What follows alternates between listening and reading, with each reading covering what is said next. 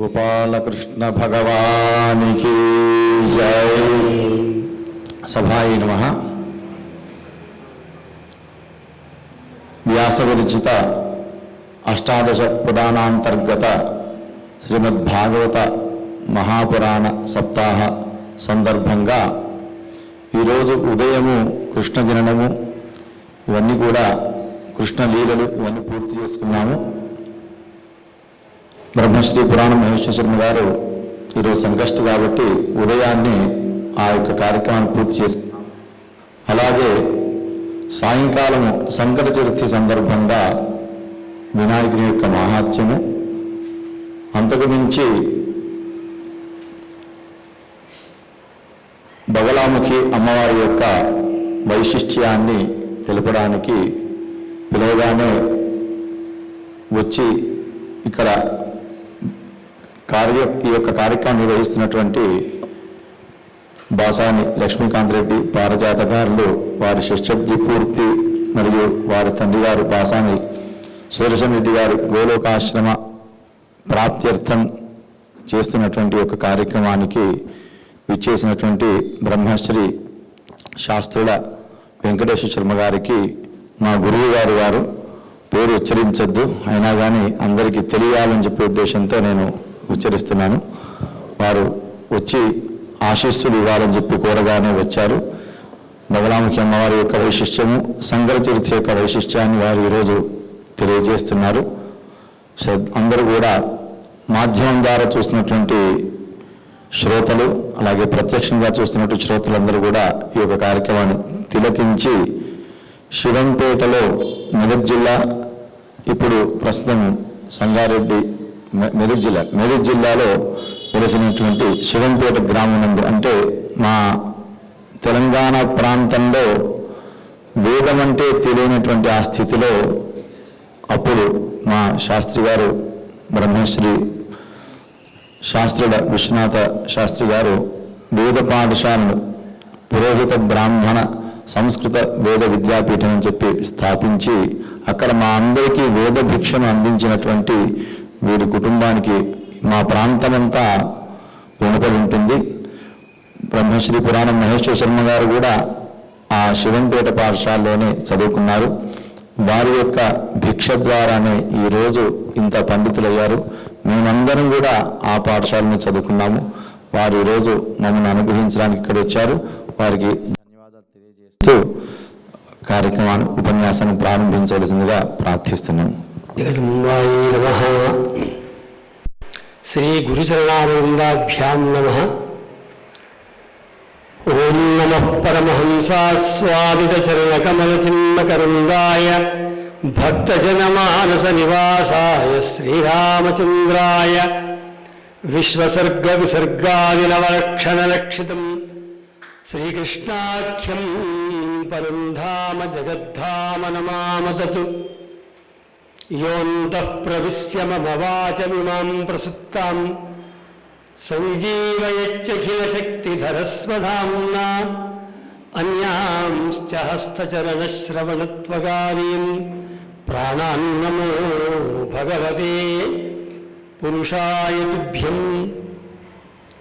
సవర్ణాసన సంస్థితాం త్రినయనాం పీతాంశుకోల్లాసినీం హేమాభాంగరుచిం శశాంకమకుటాం సచ్చంబకస్రగ్యుతాం హస్తైర్ముద్గరపాశవజ్రరసనాః సంబిభ్రతీం భూషణైః వ్యాప్తాంగీం బగళాముఖీం త్రిజగతాం సంస్తంభినీం చింతయే. శ్రీ గురుభ్యో నమః. అత్యంత పవిత్రమైనటువంటి ఈ మలక్పేటలోని హరిహర క్షేత్రంలో ధార్మికులు శ్రీ బాసాని లక్ష్మీకాంత్ రెడ్డి గారు, వారి ధర్మపత్ని పారిజాత గారు భాగవత సప్తాహ కార్యక్రమాన్ని బ్రహ్మశ్రీ పురాణం మహేశ్వర శర్మ గారి చేత ఏర్పాటు చేయించుకొని నేను కూడా రోజు ప్రతినిత్యం ఈ మాధ్యమం ద్వారా చూస్తున్నాను. అద్భుతమైనటువంటి అనుభూతికి లోనవుతున్నారు. ముఖ్యంగా పుత్రులు పుట్టగానే ప్రయోజనం లేదు, మాతాపితరుల యొక్క రుణాన్ని తీర్చుకుంటే వారికి ప్రయోజనం కలుగుతుంది. మరి మన లక్ష్మీకాంత్ రెడ్డి గారు వారి తండ్రి గారైనటువంటి శ్రీ కాసాని సుదర్శన్ రెడ్డి గారి గోలోక ప్రాప్తి కలగాలి అనేటువంటి ఒక మహత్ సంకల్పంతో ఈ భాగవత సప్తాహాన్ని ఏర్పాటు చేసుకొని తద్వారా సంకల్ప సిద్ధియే కాకుండా ఉత్తరత్ర వంశము ఆచంద్ర తారార్కము ధర్మనిష్టతో బతకాలి, జీవించాలి అనేటువంటి మహత్ సంకల్పంతో ఈ భాగవత సప్తాహాన్ని చేయించడం చాలా గొప్ప విషయం.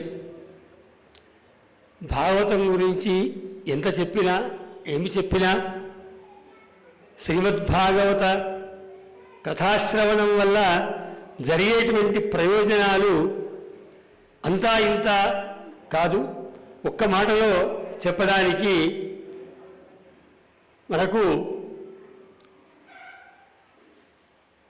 ఎటువంటి వేదశాస్త్రముల ద్వారా పురాణేతిహాసముల ద్వారా ఏ ప్రయోజనములైతే సిద్ధిస్తాయో ఆ సమస్త ప్రయోజనములు భాగవత కథాశ్రవణం ద్వారా ఈ భాగవత సప్తాహాన్ని మనం చేయించుకోవడం ద్వారా జరుగుతుంది అని చెప్పి మనకు ఎందరో మహర్షులు తెలియజేశారు. అయితే ఈ సందర్భంగా మా శిష్యుడు కాసుల చంద్రశేఖర శర్మ అన్నయ్య ఈరోజు జగన్మాత శ్రీ బగళాముఖి అమ్మవారి గురించి ఈ భాగవత సప్తాహంలో అంతర్భాగంగానే ఈ అంశాన్ని కూడా మరి మా అందరికీ ప్రవచనం చేయండి అని చెప్పి కోరడం ధార్మిక కార్యక్రమం అయినందువల్ల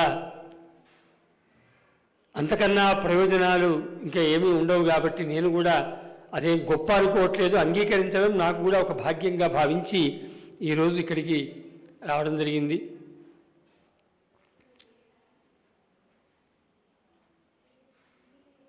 ఈ బగళాముఖి అమ్మవారి గురించి ఈ మధ్యకాలంలో కొంతవరకు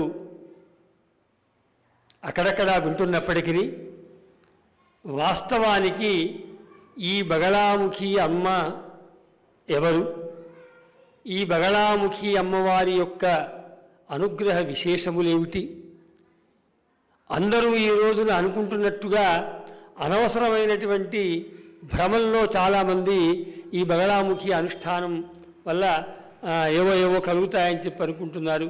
అసలు నిజంగా బగళాశక్తి యొక్క అనుగ్రహం ఎలా ఉంటుంది ఏమిటి, తర్వాత ఆ అవతార సంబంధమైన అనేక విషయాల్ని మనం ఈ మాధ్యమం ద్వారా తర్వాత ఈ కార్యక్రమంలో ఇక్కడ ప్రత్యక్షంగా ఉన్న అందరికి కూడా తెలియజేయడానికి నేను ఈరోజు ఈ ప్రవచనాన్ని చేస్తూ ఉన్నాను. భగవత్పాద శంకరులు ఈ భూమిపై అవతరించక ముందు భారతదేశంలో విభిన్న మతములు, విభిన్న సంప్రదాయములు ఎవరికి ఏ రకంగా ఇష్టం వస్తే ఆ రకంగా జీవించేటువంటి పద్ధతి ఈ భారతదేశంలో ఉండేది. దానివల్ల వైదిక ధర్మానికి అనేక రకంగా నష్టం జరుగుతూ వచ్చింది. ఏమిటి అంటే విష్ణు సంబంధమైనటువంటి అనుష్ఠానం చేసేవాళ్ళు కేవలం వైష్ణవాన్ని పట్టుకొని శైవాన్ని వ్యతిరేకిస్తూ ఒక రకంగా శైవ శాస్త్ర విహితములైనటువంటి ధర్మములకు నష్టం కలిగించేవాళ్ళు. అదేవిధంగా శైవులు వైష్ణవ సిద్ధాంతాన్ని వ్యతిరేకిస్తూ విష్ణు సంబంధమైనటువంటి అనేక రకములైన అనుష్ఠానాల్ని మరి వ్యతిరేకిస్తూ నష్టపరుస్తూ తద్వారా వైదిక ధర్మాన్ని నష్టం చేస్తూ ఉండేవాళ్ళు. అలాగే శాక్త సంప్రదాయంలో ఉన్నవాళ్ళు ఈ శివ వైష్ణవ సంప్రదాయాల్ని వ్యతిరేకించేవాళ్ళు. ఇదంతా చూచినప్పుడు భగవత్పాద శంకరులకి ఏమి ఆలోచన వచ్చింది అంటే, ఇలాగే కనుక జరిగితే అసలు నిజమైనటువంటి ఏ వేదవిహిత ధర్మం అయితే ఉందో ఆ ధర్మము మనుగడ సాధించదు. ఎప్పుడైతే వేదవిహితములైనటువంటి ధర్మములు మనుగడ సాధించవో ఇక మానవుడికి శ్రేయస్సు అనేది లభించదు అనేటువంటి ఉద్దేశంతో భగవత్పాద శంకరులు ఒకవైపు అద్వైత సిద్ధాంతాన్ని తమ యొక్క భాష్యముల ద్వారా వాటి ద్వారా ప్రవచిస్తూ బోధిస్తూనే మరొక పక్క అనుష్ఠాన క్రమంలో ఈ షణ్మతములను వారు ప్రతిష్ఠ చేయడం జరిగింది. శైవము, వైష్ణవము, శాక్తము, గాణాపత్యము, సౌరము, కౌమారము అనేటువంటి పేర మొత్తం షణ్మతములను భగవత్పాద శంకరులు స్థాపించారు. స్థాపించడం అంటే ఏమిటి అంటే, ఈ షణ్మతాల్లో సమన్వయాన్ని సాధించి ఏం ప్రసాదించారు ఈ దేశానికి అంటే, ఒక అద్భుతమైనటువంటి అనుష్ఠాన ప్రక్రియను ఈ దేశానికి వారు ప్రసాదించారు. అదే పంచాయతన పూజ. ఏ భావంతో అయితే భారతదేశము వైదిక ధర్మానికి విరుద్ధంగా జీవిస్తూ వచ్చిందో దాన్ని రక్షించాలనేటువంటి ఉద్దేశంతో వారు ఈ పంచాయతన పూజా విధానాన్ని ప్రవేశపెట్టి శివ పంచాయతనము, విష్ణు పంచాయతనము, శక్తి పంచాయతనము, గణపతి పంచాయతనము, ఈ రకంగా ఎవరు అనుష్ఠానం చేసినా 5 దేవతా తత్వములను ఆరాధించాలి తప్ప భిన్న భిన్నమైనటువంటి దృష్టితో ఆలోచించి, ఎందుకంటే సాక్షాత్తుగా మనకు అన్ని పురాణాల్లో అన్నింటా చెప్పబడ్డప్పటికీ శివస్య హృదయం విష్ణు, విష్ణోశ్చ హృదయం శివ, యథా శివమయో విష్ణు ఏవం విష్ణుమయ శివ అని శివకేశవాభేదమే నిజమైనటువంటి భక్తి, నిజమైనటువంటి ధర్మం. కాబట్టి భగవత్పాద శంకరులు ఈ షణ్మతములను స్థాపించి ఏ సంప్రదాయమునకు సంబంధించిన ఏ వ్యక్తులు కూడా ఏ మతాన్ని వ్యతిరేకించకుండా ఉండడం కోసమని చెప్పి భగవత్పాద శంకరుల యొక్క అవతారానంతరమే ఈ భూభాగం పైన వైదిక ధర్మము సుస్థిరమై నిశ్చలంగా నడుస్తూ వస్తుంది. ఆ రకంగా జరుగుతున్నటువంటి ఆ సంప్రదాయాల్లో ఒక శాక్త సంప్రదాయము అని మనకు సంప్రదాయం ఉంది. శక్తి సంబంధమైనటువంటి సంప్రదాయాన్ని శాక్త సంప్రదాయము అని అంటారు. ఆ సంప్రదాయంలో మనకు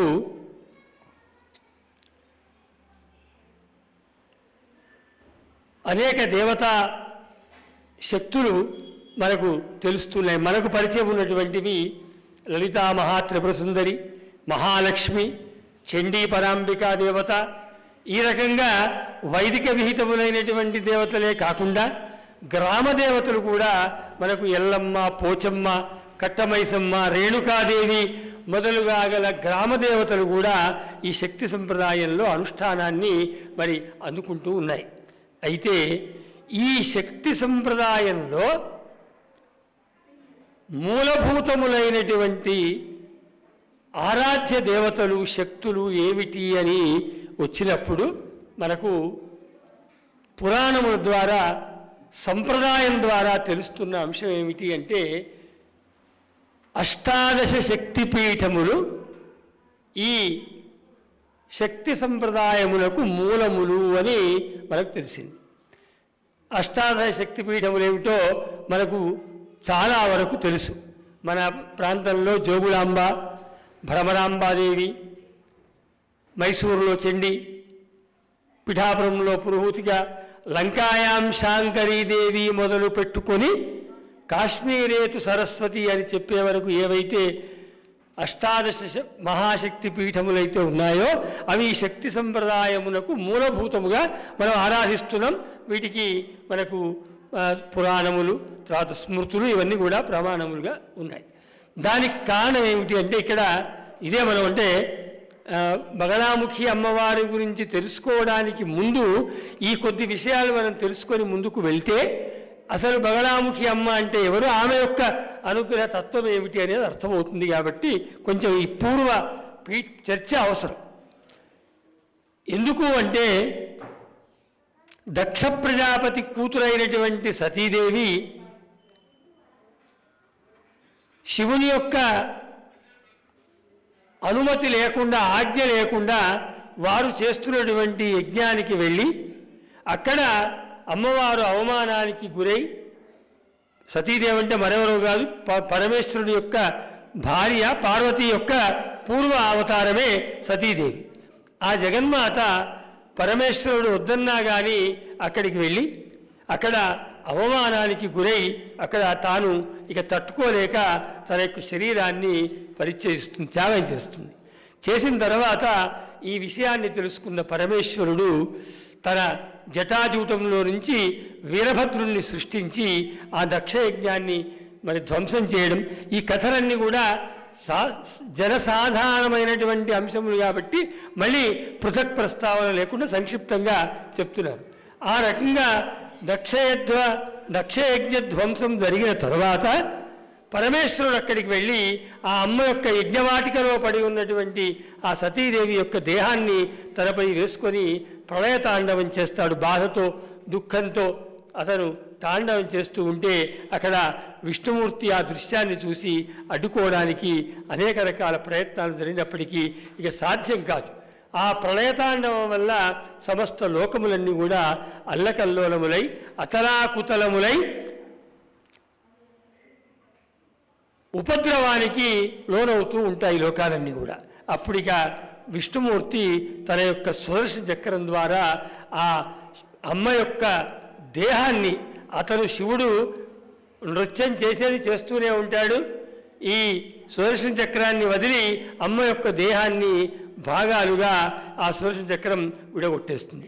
ఎప్పుడైతే నృత్యం చేస్తూ పరమేశ్వరుడు ఆ శరీరాన్ని పైన వేసుకున్నాడో, నృత్యం చేస్తున్నటువంటి దేహాన్ని భాగాలుగా చేయబడ్డాయి కాబట్టి ఒక దగ్గర పడకుండా భారతదేశంలో అక్కడి నుండి అలా అలా మొత్తం కాశ్మీరం నుంచి, లంక నుంచి మొదలుపెట్టుకొని కాశ్మీరం వరకు 18 భాగాలుగా 18 పీఠాలుగా ఇవాళ శక్తితత్వానికి మూలంగా అవి చెప్పబడుతూ ఉన్నాయి. ఇది మనకు తెలుసు. కాబట్టి అమ్మ యొక్క భాగాలుగా చెప్పబడ్డాయి.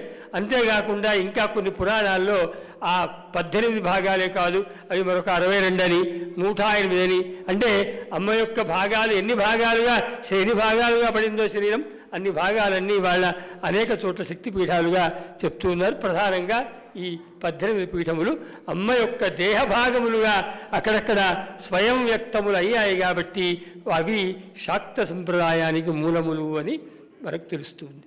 కానీ దీనికి ముందు ఒకానొక సంఘటన జరిగింది. ఆ సంఘటన ద్వారా ఏం జరిగింది అంటే ఈ 18 పీఠములకు కూడా ఇంకా మూలభూతములైనటువంటివి, మరి ఆ శాక్త సంప్రదాయానికి మూలములైనటువంటివి ఉన్నాయి అని తెలుస్తుంది. ఈ గాథ ఆ 10 ఏమిటి, ఆ గాథ ఏమిటి అంటే ఆ 10 దశమహావిద్యలు అని చెప్తారు. 18 శక్తిపీఠముల కన్నా ఇంకా మూలభూతములైనటువంటి శక్తి తత్వములు దశమహావిద్యలుగా చెప్పబడ్డాయి. ఈ గాథ, ఈ దశమహావిద్యలకు సంబంధించినటువంటి గాథ మనకు శ్రీమద్భాగవతంలోను దేవీ భాగవతంలోనూ కూడా చెప్పబడింది. అంతేకాదు శివపురాణంలో ఉమా సంహితలో కూడా ఈ దశమహావిద్యల యొక్క విశేషము, అవతార గాథ చెప్పబడింది. దాని గురించి మనం ఈరోజు ఇక్కడ కూర్చున్నటువంటి భక్త మహాశయులు, మాధ్యమం ద్వారా ఉంటున్న వాళ్ళందరూ కూడా దీన్ని తెలుసుకోగలిగితే ఈ దశమహావిద్యలే సమస్త శక్తులకు మూలభూతములు అని చెప్పుకున్నాం. ఈ గాథలు అనేకం ఉన్నాయి. అందులో అష్టాదశ పీఠములు శాక్త సంప్రదాయములకు మూలములు. అవి యజ్ఞానికి వెళ్ళాక జరిగాయి. ఏది సతీదేవి యజ్ఞమునకు వెళ్ళి అవమానాన్ని భరించిన తర్వాత జరిగింది అని చెప్పుకున్నాం. అయితే దానికి ముందే ఈ కైలాస పర్వతం మీద ఒక సంఘటన జరిగింది. ఆ సంఘటన గురించి మనం ఒకసారి అదే మన ప్రవచనాంశము, అదే దశమహావిద్యలు బగళాముఖి యొక్క తత్వం. అప్పుడు ఎందుకు అవి మూలములయ్యాయి, వాటి వల్ల ఏమిటి అని తెలుసుకోవడానికి వీలవుతుంది. కైలాస పర్వతం మీద శివపార్వతులు ఇద్దరు కూర్చున్నప్పుడు, ప్రమథగణాలతో కూర్చొని ఉన్నప్పుడు అమ్మవారు శివుడి వద్దకు వస్తుంది. వచ్చి, పరమేశ్వర, మా తండ్రి గారైనటువంటి దక్ష ప్రజాపతి లోకక్షేమం కోసం బృహస్పతి సవనము అనేటువంటి యజ్ఞాన్ని చేస్తున్నారు. నేను ఇప్పుడే కైలాస పర్వతం ఎత్తుపై ఉంది కదా, నేను కూర్చొని ఉన్నాను. ఆకాశంలో నుంచి బ్రహ్మ సరస్వతి, విష్ణువు మహాలక్ష్మి, ఇంద్రుడు శచీదేవి, అదేవిధంగా యక్ష గంధర్వ కిన్నరాది సమస్త దేవతలు, తర్వాత పితృదేవతలు మొదలైన వాళ్ళంతా కూడా ఆ పైనుంచి ఆకాశంలో వెళ్తూ వాళ్ళు మాట్లాడుకుంటూ ఉన్నారు. ఏంటంటే, దక్ష ప్రజాపతి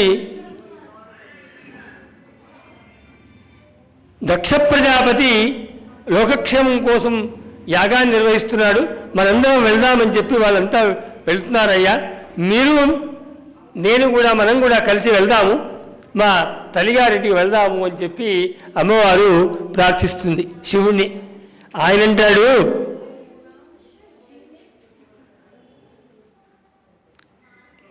అమ్మా మనకు పిలుపు లేదు అంటాడు పరమశివుడు. ఎందుకంటే అంతకుముందు జరిగేటువంటి ఒకానొక యాగ సందర్భంలో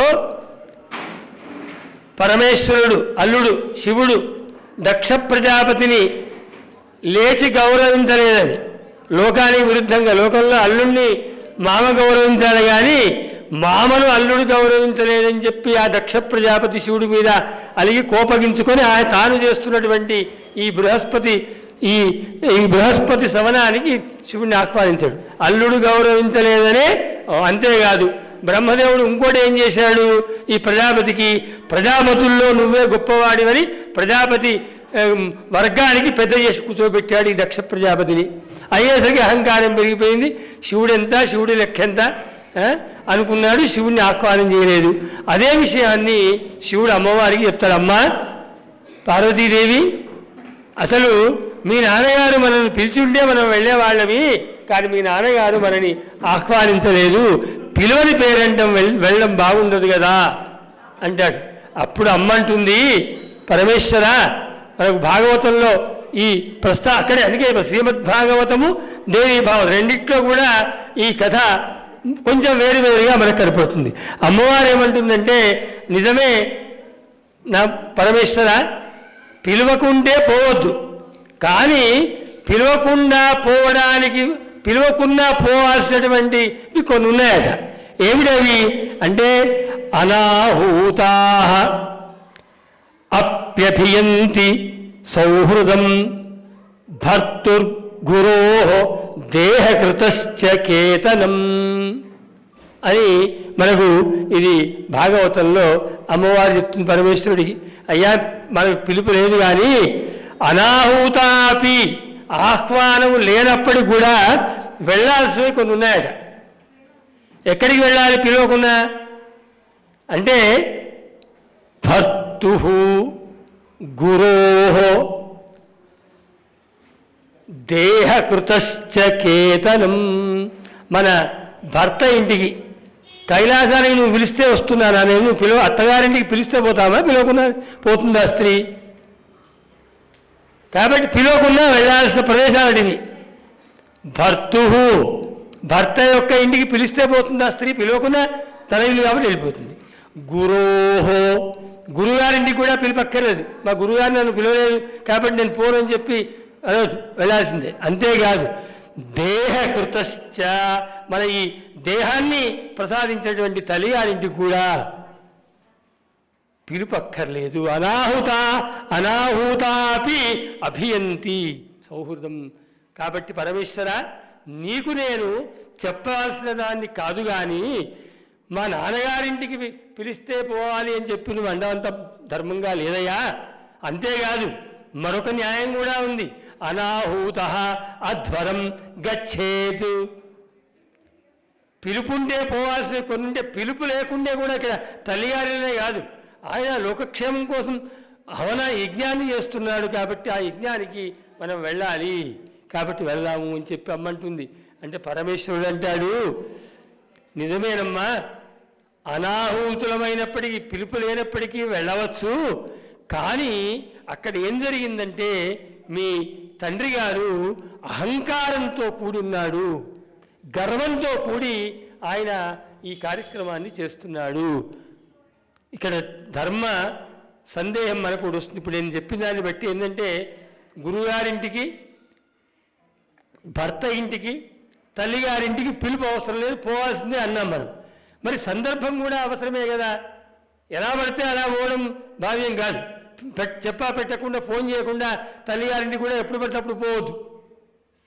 భర్త ఇల్లేమో తన ఇల్లు కాబట్టి కొంచెం ఎగ్జామ్షన్ అక్కడ మనం పోవచ్చు, కానీ మరి మిగతా చోట్లకి అలా కాదు. ఇక్కడ ఏం చెప్తున్నా అంటే,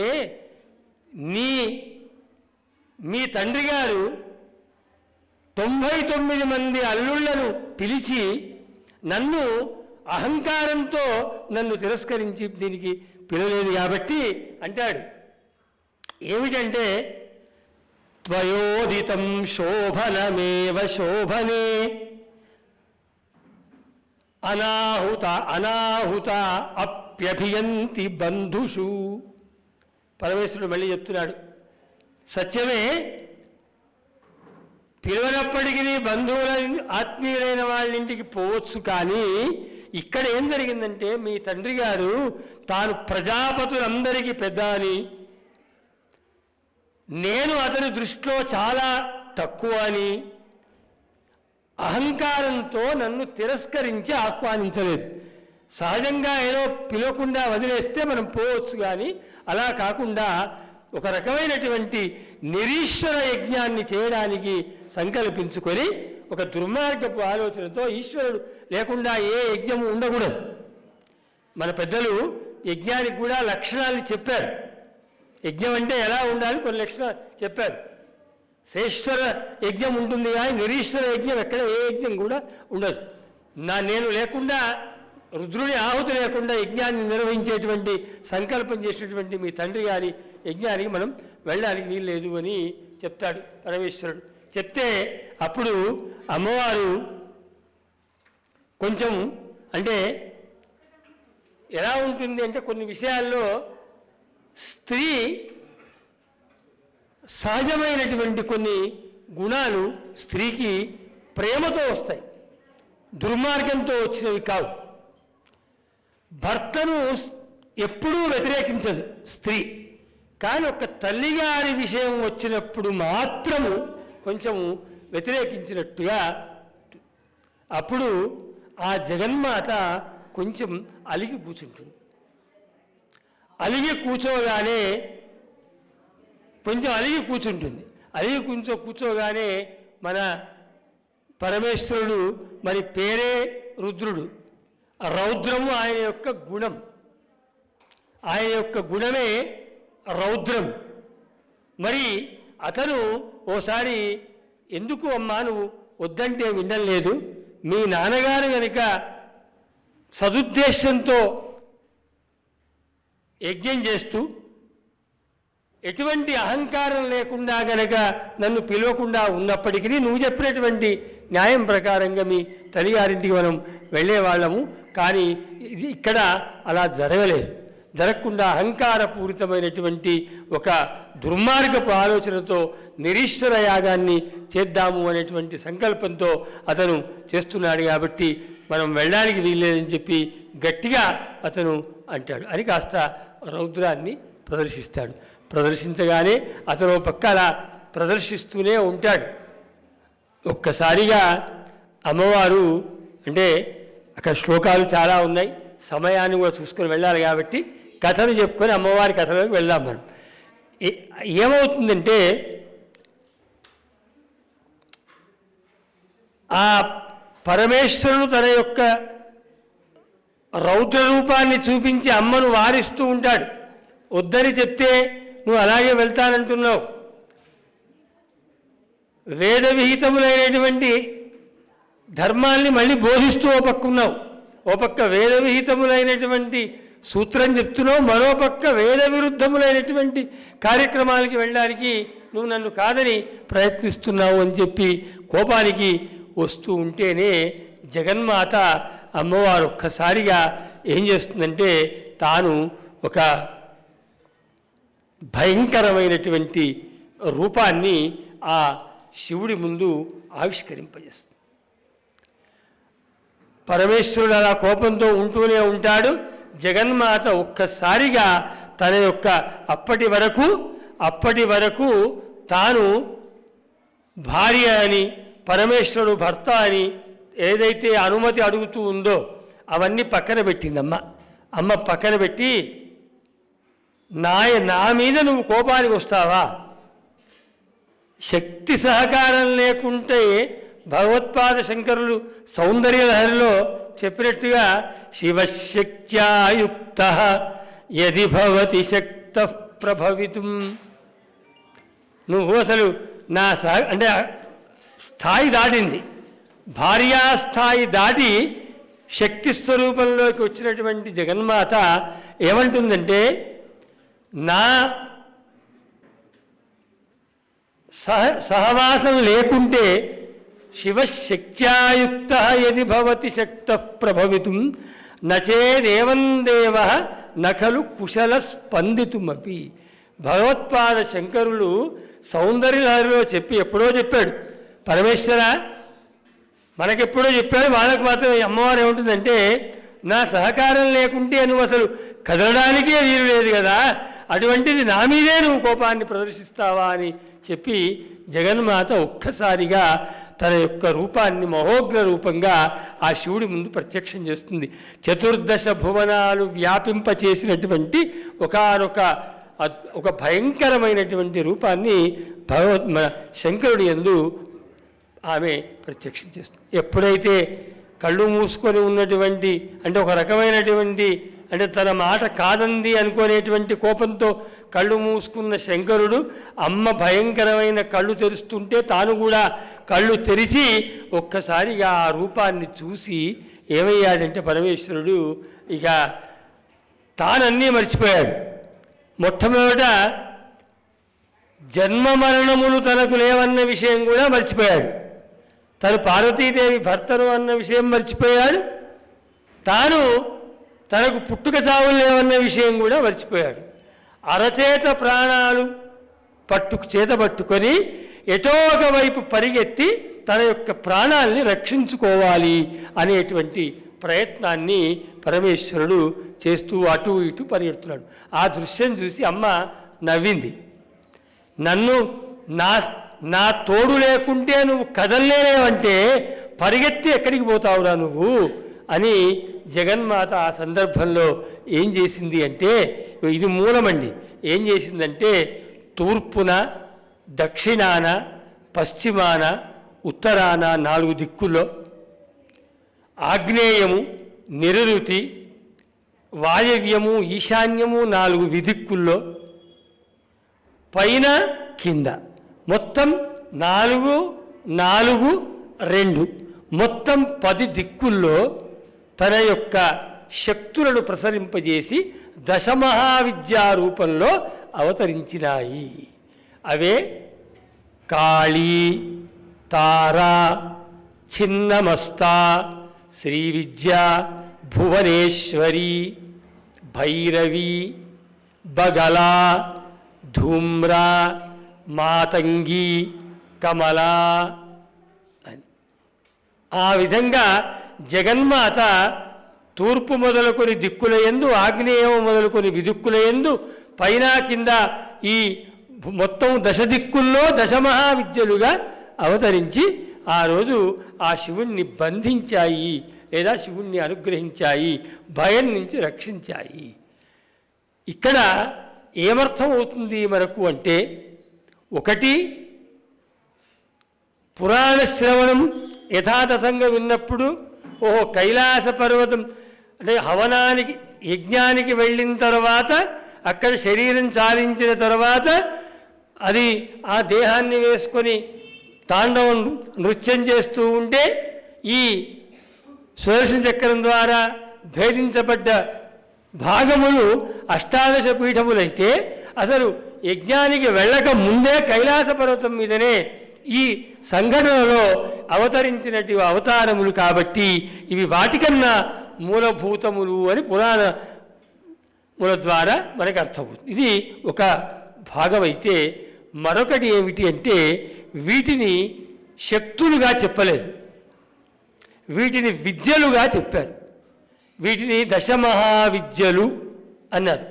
అష్టాదశ శక్తుల మాదిరిగా ఇవి దశమహాశక్తులు అని అనలేదు, ఇవి దశమహావిద్యలు అన్నారు.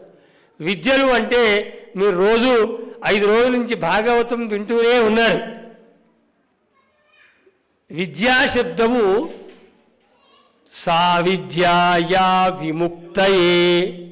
విద్య అంటే మానవుణ్ణి సమస్త కర్మబంధముల నుండి విముక్తుణ్ణి చేసి నిత్యశుద్ధ బుద్ధ స్వభావాత్మకమైనటువంటి మోక్షాన్ని ప్రసాదించేటువంటి తత్వములే ఈ దశమహావిద్యలు. అందులో ఒకానొక మహావిద్యయే బగళ. కాళీ, తార, చిన్నమస్త, శ్రీవిద్య, భువనేశ్వరి, భైరవి, బగళ సప్తమ విద్యగా ఈ దశమహావిద్యల్లో ఈ బగళ అనేటువంటి అమ్మ వచ్చింది. ధూమ్రా, మాతంగి, కమల అని. అంతేకాదు మనం ఇంకా సూక్ష్మంగా ఆలోచిస్తే లోకంలో ఉన్నటువంటి సమస్త శాక్త సంప్రదాయములు, ఒకరు కాళీ సంప్రదాయము, ఒకరు చండీ సంప్రదాయము, మరొకరు శ్రీవిద్యా సంప్రదాయము, ఇట్లా ఈ శాక్త సంప్రదాయంలో కూడా అనేక సంప్రదాయములు ఉన్నాయి. ఏ సంప్రదాయమైనప్పటికీ కూడా ఈ దశమహావిద్యల్లో ఏదో ఒక విద్య నుంచి వచ్చినటువంటి సంప్రదాయములే తప్ప మరొకటి కాదు. కాబట్టే ఈ దశమహావిద్యలే ఈ రోజున అందరము ఆరాధిస్తున్నటువంటి సమస్త శక్తులకు అవి మూలభూతములు. ఎప్పుడైతే మూలాన్ని ఆరాధిస్తామో, మూలాన్ని ఆశ్రయిస్తామో, అప్పుడు సమస్తాన్ని మనం ఆశ్రయించిన వాళ్ళమే అవుతాము. కాబట్టి దశమహావిద్యలు ఎందుకు వచ్చాయంటే, కేవలం ధర్మ విరుద్ధమైనటువంటి జీవనాన్ని సాగిస్తూ పరమేశ్వరుణ్ణి కూడా అవమానించినటువంటి దక్ష ప్రజాపతి యొక్క యాగ సందర్భాన్ని పురస్కరించుకొని ఈ పరమేశ్వరుణ్ణి కూడా శాసించేటువంటి రూపంలో మనకు వచ్చినట్టుగా ఈ దేవీ భాగవతంలోను, అదేవిధంగా శ్రీమద్భాగవతంలోనేమో చతుర్థ స్కంధంలో కొంత, తర్వాత దేవీ భాగవతంలో కూడా కొన్ని చోట్ల ఈ ప్రస్తావన వచ్చింది. ఇదొక అంశం. ఇక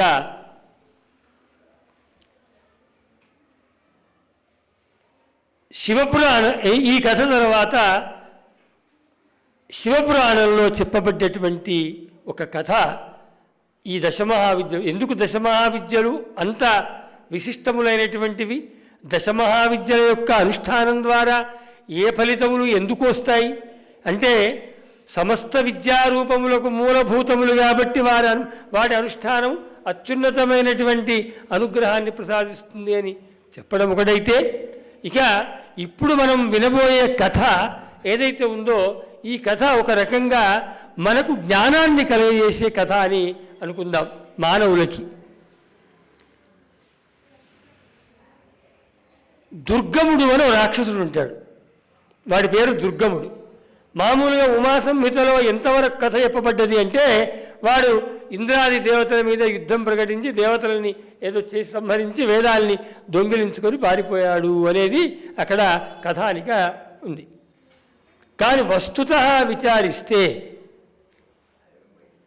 ఈ దుర్గముడు అనేటువంటి రాక్షసుడు ఎవడైతే ఉన్నాడో వీడు ఒకానొక సందేహంతో శుక్రాచార్యుల వారిని ఆశ్రయిస్తాడు. ఏమి సందేహం వస్తుంది వాడికి అంటే, ఇన్ని యుగాలు ఇన్ని వేల యుగాలు మళ్ళీ పునరావృతమై సైకిల్ చక్రం మాదిరిగా తిరుగుతున్నటువంటి ఈ అనేక యుగాల్లో జరుగుతున్న ఏ కథలో కూడా ఎన్నడూ కూడా ఎన్ని యుద్ధాలు జరిగినా ఒక్కచోట మాకు విజయం అనేది ఎందుకు జరగలేదు? ఏ కథ ఏ పురాణం విన్నా సరే మనం చూడండి, దేవతలకు రాక్షసులకు యుద్ధం జరుగుతుంది, చివరికి వస్తే దేవతలు విజయాన్ని సాధిస్తారు, వెళ్ళిపోతారు. వాడికి ఆ సందేహం వచ్చి ఎందుకు ఇలా మాకెందుకు ఈ దుర్గతి పట్టింది అని వాడు శుక్రాచార్యుల వారి దగ్గరికి వెళ్ళి, గురువుగారిని కదా సందేహం వస్తే డౌట్ వస్తే పెద్దల్ని అడగాలి, ఇక్కడ కదా చుట్టుపక్కల ఏమైనా వస్తే మా చంద్రశేషం మనం అడిగేట్టుగా వాడికి గురువు కాబట్టి పాపం గురువుగారి దగ్గరికి వెళ్ళాడు. వెళ్ళి అడిగాడు, అయ్యా ఏమిటి అసలు అంగట్లో అన్నీ ఉన్నా అల్లున్నోట్లో శని అని అన్నీ ఉన్నాయి మాకు, కానీ ఒక్క యుగంలో చెప్పుకుందామంటే ఒక్క విజయం మాకు లేదు, ఏమిటి మా దౌర్భాగ్యము అని అతను గురువుగారిని అడిగితే గురువుగారు జవాబు చెప్పడం గురువుగారి యొక్క ధర్మం కాదు, గురువుగారు మళ్ళీ ప్రశ్నిస్తేనే జవాబు సరిగ్గా అర్థమవుతుంది. కాబట్టి గురువుగారు ఏం ప్రశ్నిస్తారంటే, లోకంలో ఒకటి కార్యకారణ భావము ఒకటి ఉంది. భాగవతంలో అనేక పర్యాలు మీరు ఉంటారు, కార్యము కారణము, ఫలానా కారణం ఉంటే ఈ కార్యం జరుగుతుంది. చిన్న ఉదాహరణ, మనకు అర్థమైనటువంటి ఉదాహరణ, కుండ ఉంది. కుండ తయారు చేయడానికి మనకి ఏం కావాలి? ప్రధాన కారణం ఏం కావాలి? మట్టి కావాలి. ఇక మట్టి తప్ప ఏమున్నా కుండ మాత్రం కాదు. మీరు బంగారం తెచ్చినా వజ్ర వైడూర్యాలు పట్టుకొచ్చినా కుండ తయారు కావాలంటే మాత్రం మట్టే ఉండాలి. బంగారు కలుషం అయితే అవుతుందేమో కానీ కుండ మాత్రం సిద్ధం కావాలంటే మట్టి దొరకాలి. అంటే ఇప్పుడు మట్టి అనేటువంటి కారణము కుండ అనేటువంటి కార్యానికి కారణమైంది. అలాగే గురువుగారు ఏం ప్రశ్నించారు వాడిని, శిష్యుణ్ణి అంటే, సంతోషమే నీ ప్రశ్న వేస్తున్నావురా నాయన, కానీ ప్రశ్నకు నేను ఒక ప్రశ్న వేస్తాను, అసలు విజయానికి కారణం ఏమనుకుంటున్నావు నువ్వు? విజయం నీకు రావడం లేదంటున్నావు కదా, అసలు విజయానికి కారణం ఏమిటో మొట్టమొదట చెప్పు. విజయానికి కారణం ఏంటో తెలిస్తే నీకు అర్థమైతే నీకెందుకు విజయం రాలేదో అర్థమవుతుంది. అదేంది గురువుగారు అలా అంటారు? మొట్టమొదట చెప్పాలంటే మీలాంటి గొప్ప గురువుగారు ఉన్నారు, అంతకన్నా ఎక్కువ మాకేం కావాలి చెప్పాడు. నవ్వాడు గురువుగారు. ఎందుకంటే ఆ గురువు మాట నిజంగా వాళ్ళు వినుంటే వాళ్ళు అలా ఉండకపోయేవాళ్ళు, ఈ రోజున ఇన్ని అంటే మానవులను ఉద్ధరించేటువంటి దేవతా రాక్షస సంబంధమైన గాథలు వచ్చేవి కాదు. సరే అయిపోయింది. ఇంకా రెండవది ఏం చెప్పాడంటే, నాకు తెలిసినంత వరకు డబ్బు ప్రధానమైనటువంటి కారణము, ధనము ప్రధానమైనటువంటి కారణం విజయానికి అనుకుంటున్నాను అంటాడు. గురువుగారు అంటారు, ధనము విజయానికి కారణమని నువ్వు అనుకుంటే అసలు ఇప్పటికీ దేవతలకు ఒక్కరోజు కూడా విజయం రాకుండా ఉండాలి. అష్టదిక్పాలకులు మీ చేతుల్లోనే కదరా ఉంది. అందులో కూడా కుబేరుడు ఉన్నాడు కదా. కుబేరుడు ఏంటి? దేనికమ్మా మనం ఏం చేస్తాం? కుబేరుడు అంతా కూడా అదే కదా. ఇవాళ అందరూ మనం కుబేర వ్రతాలు చేస్తున్నారు కదా. దేనికి చేస్తున్నారు? డబ్బుల కోసమే కదా. మరి ఆయన్నే మీ చేతిలో ఉన్నప్పుడు డబ్బుకు మీకు ఏం కుదవైందిరా? డబ్బు ప్రధానం కాదు, కారణం కాదు. ఇవాళ మనం కూడా చాలామందిని చూస్తున్నాం. మొన్న ఎలక్షన్స్లో అందరూ కోట్లు పెట్టారు, అందరూ గెలవలేదు. కాబట్టి కోట్లు కారణమైతే కాదు, డబ్బు కారణం కాదు బొమ్మన్నాడు. అయ్యా పరమేశ్వర మహాప్రభు డబ్బు కారణంగా అంటున్నావు, మరి ఏం కారణం అవుతుంది విజయానికి? పోని మదబలం కారణమవుతుందా? అది కూడా మాకే ఎక్కువ కదా. డబ్బు చూద్దామన్నా మాకే ఎక్కువ, మదమైనా మాకే ఎక్కువ కదా. దేవులతో పోల్చుకున్నప్పుడు మాకే బలం ఎక్కువ అని కదా విష్ణుమూర్తి మమ్మల్ని సముద్ర మథనంలో ఆ పక్క పెట్టాడు, దేవతలు అడుపక్క పెట్టి. మనం ఫోటోలో కూడా చూస్తాం, దేవతలతో పోల్చుకుంటే రాక్షసుల యొక్క విగ్రహాలు కాస్త బలిష్టంగా కనపడుతూ ఉంటాయి. అలా వేశారు. పురాణ ప్రమాణాలు కూడా చూపిస్తున్నాయి. కాబట్టి మరి బలం కారణం అంటే అయ్యా నువ్వు 100 కేజీల బలమెత్తే శక్తి నీకుంటే వాడికి 1000 కేజీల బలమెత్తేది ఉంటే కనుక నువ్వు విజయం సాధించలేవురా. కాబట్టి నువ్వనే మదబలం కూడా ధనబలం కారణం కాదు, మదబలం అంతకన్నా కారణం కాదని చెప్తాడు. పోని మందబలం వేసుకున్నావంటే మందబలం నీకేంట్రా, నువ్వు 10 మందిని వేసుకొని వస్తే వాడు 20 మందిని వేసుకొని వస్తాడు, నువ్వు తోక ముడిచి పారిపోవాల్సిందే. కాబట్టి ఇప్పటి వరకు నువ్వు చెప్పిన 3 కారణాలైతే విజయానికి కారణం కాదు స్పష్టంగా గురువుగారు చెప్పారు.